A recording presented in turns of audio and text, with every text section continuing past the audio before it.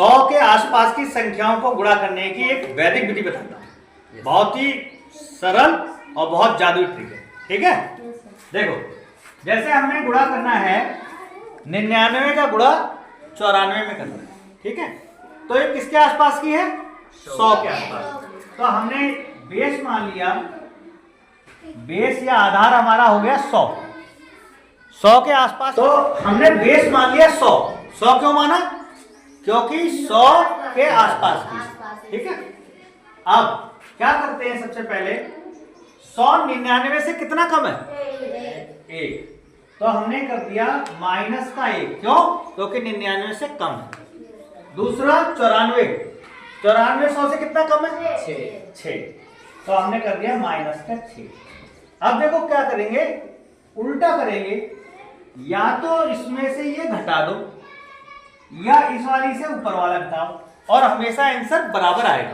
देखो 99 में से 6 गए तो कितने बच रहे हैं? 93।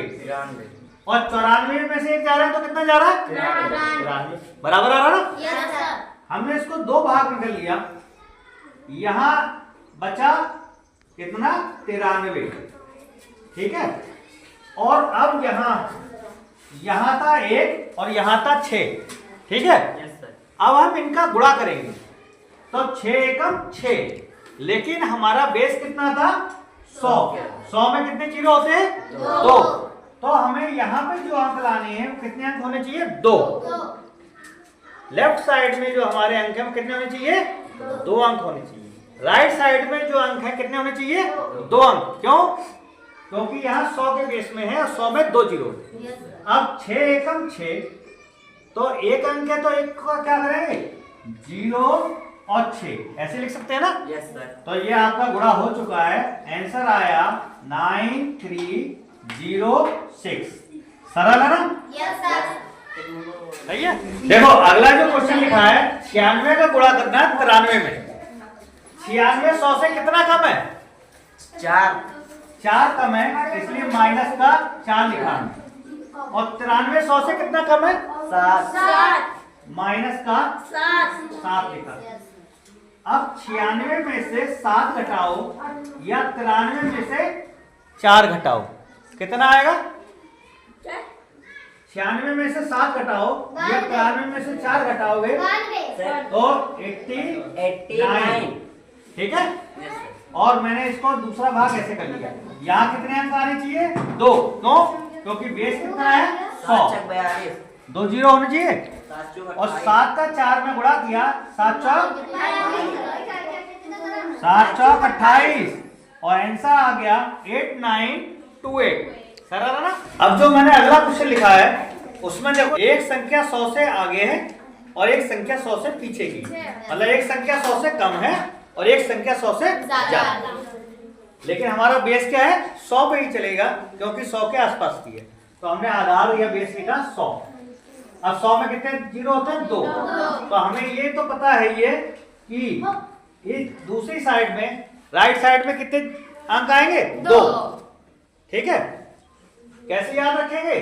क्योंकि 100 में 2 जीरो होते हैं, इसलिए राइट साइड में 2 अंक आएंगे। अब देखो फिर से वही करते हैं, 95 100 से ज्यादा है या कम? कितना कम है? 5। तो हमने किया माइनस के 5। ठीक है, 102 100 से कितना ज्यादा है या कम? 2। कम है या ज्यादा? ज्यादा है तो प्लस के 2।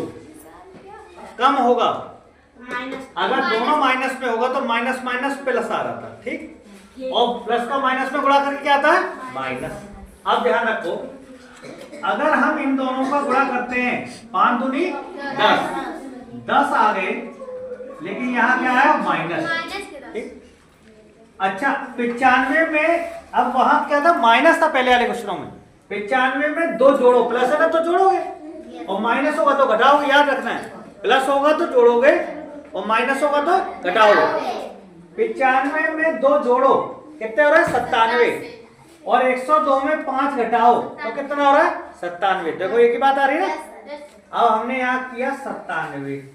ठीक है, अब इसके बाद क्या है कि यहाँ आ गया माइनस के 10, लेकिन माइनस का है तो क्या करेंगे?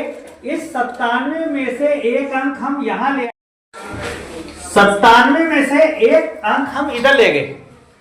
तो जब एक अंक इधर ले जाएंगे तो चूंकि 100 के बेस पे है, तो जब हम एक हासिल उधर लेके जाएंगे तो हमारे पास आएगी हासिल 100। एक में क्या आएगा? 100 आएगा, क्योंकि 100 के बेस पे है।